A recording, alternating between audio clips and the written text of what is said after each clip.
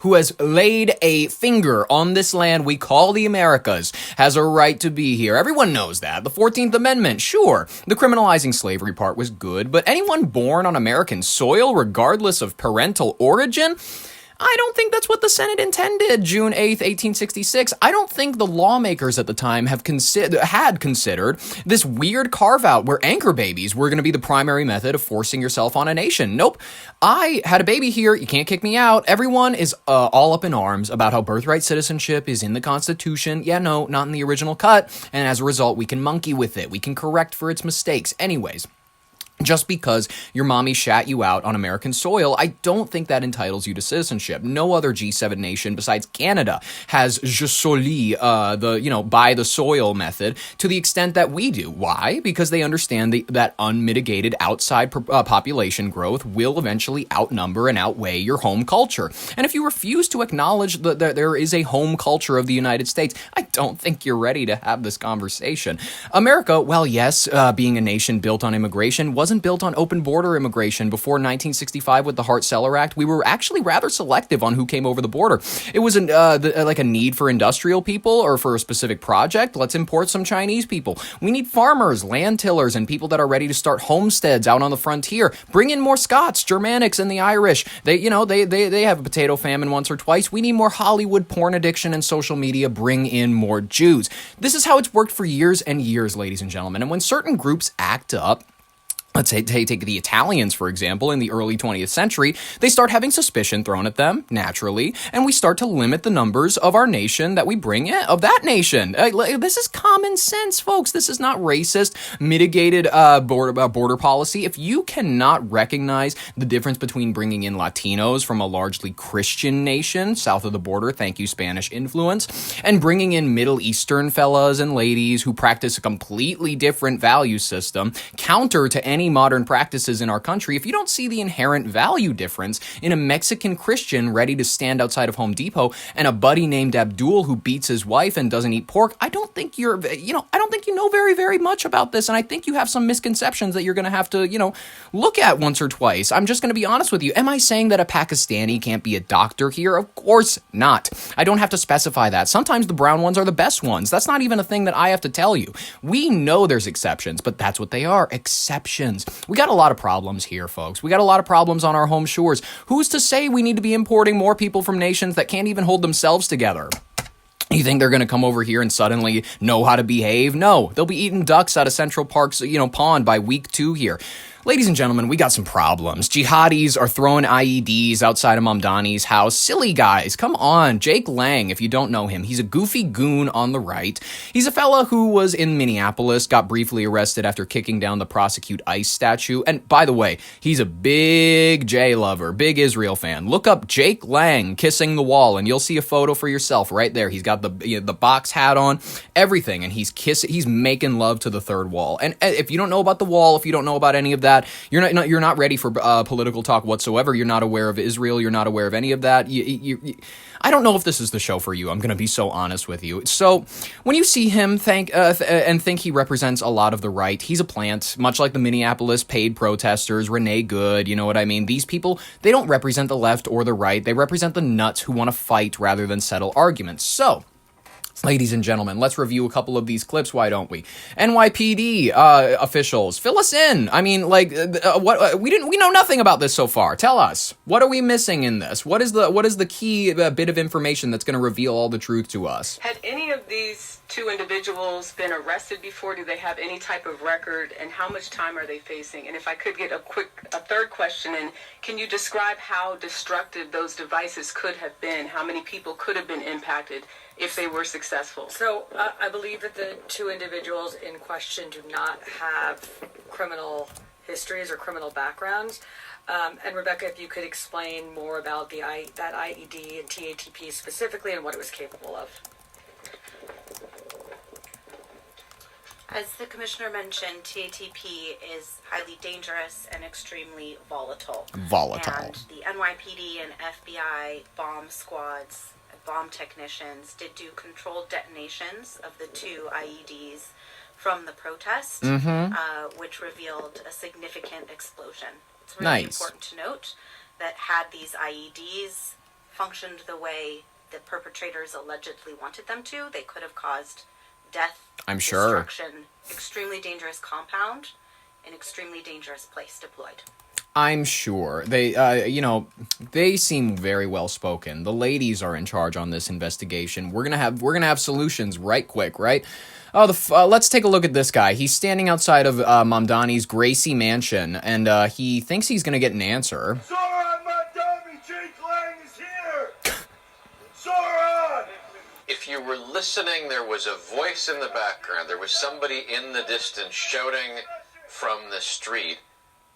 Here's what was happening there. That was Jake Lang, who is the person who is behind this anti-Muslim protest. He was standing at the gate to Gracie Mansion for the entire press conference, shouting as loud as he could, trying to get their attention and disrupt the press conference. So he was outside.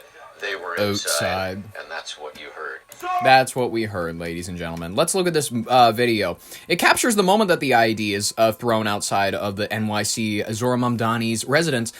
However, this was during a protest. There were some counter-protesters. There were people. Jake Lang had organized a situation outside of Gracie Mansion.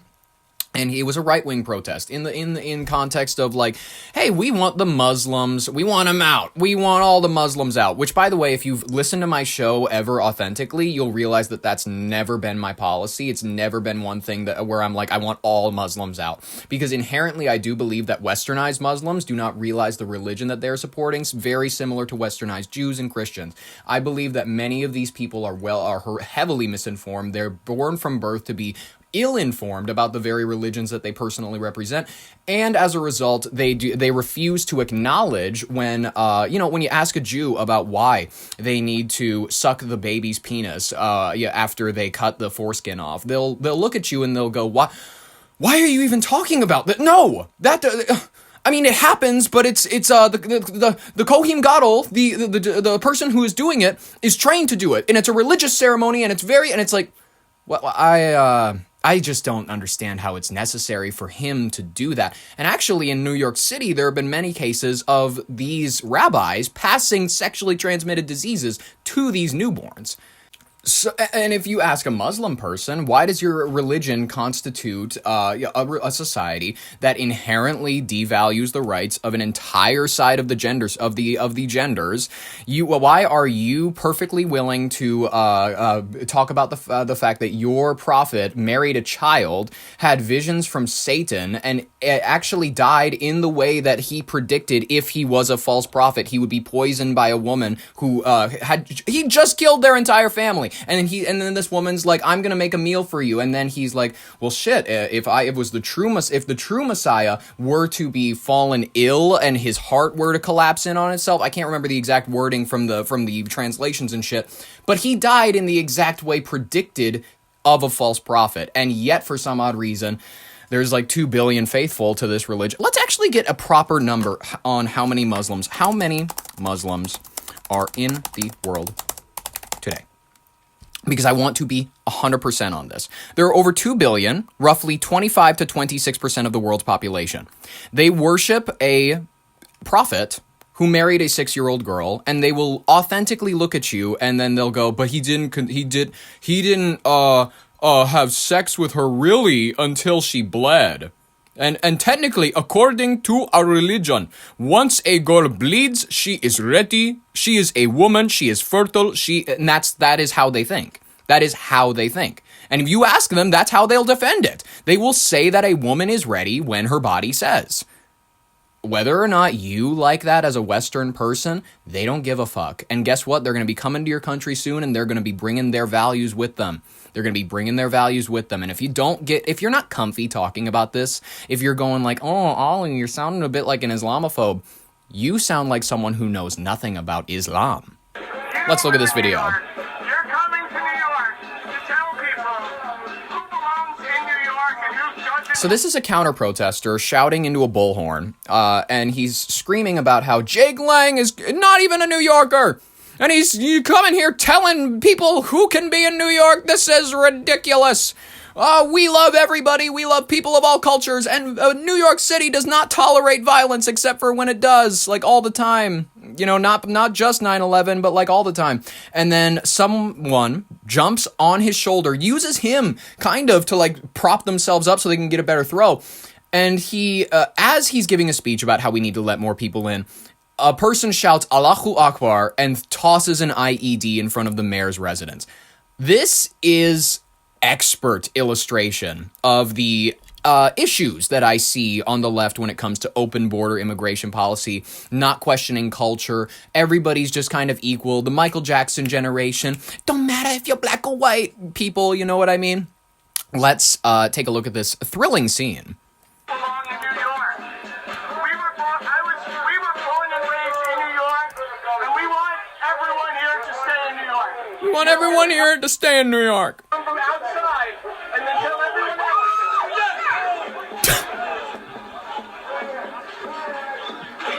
Yeah, you seem rather quiet after that. That's a consequence, by the way, of you being such a welcoming fella, is you welcome a lot of fellas who rather don't like you. That's quite honest. Quite honestly, ladies and gentlemen. This is a silly situation. I don't know what else to say about it. It's silly. And don't be throwing bombs at the mayoral residence of New York City. What are you doing, you goons? Isn't there something else you could be doing? It's a weekday, ladies and gentlemen. Go to work. Go to work. Do something productive. You know what I mean? Be a good goyim and go file papers at some big office building. Ladies and gentlemen,